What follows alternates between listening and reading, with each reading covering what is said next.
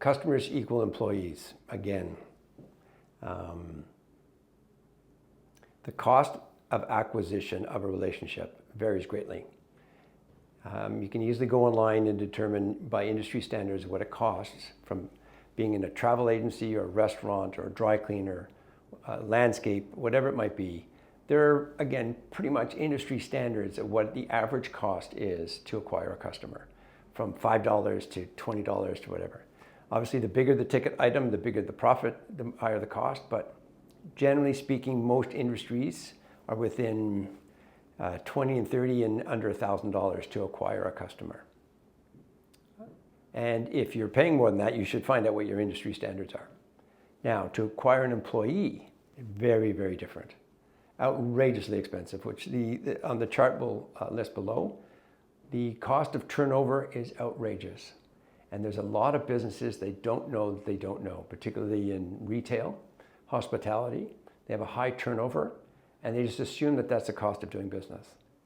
Here in Canada, and I'm pretty certain across North America, the cost to replace a minimum wage employee is at least $5,000.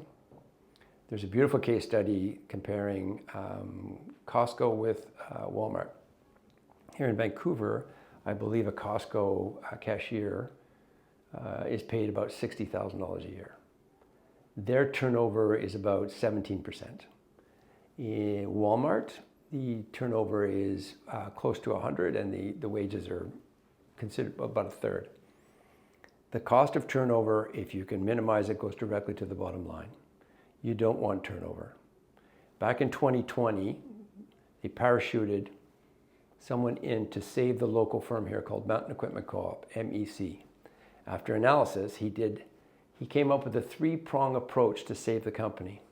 One was to increase the online presence. Two was to reorganize their real estate leases right across Canada. And third was to pay the part-time employees more money.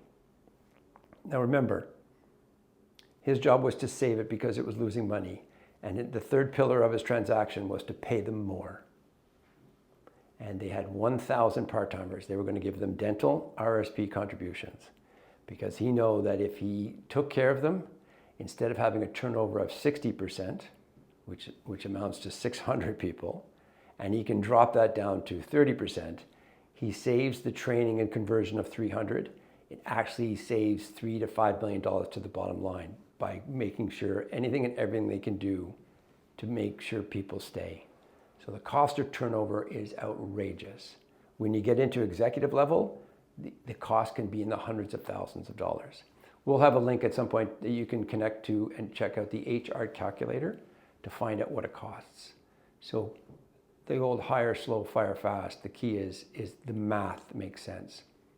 It absolutely is outrageously expensive to bring on an employee and the cost. So do the math.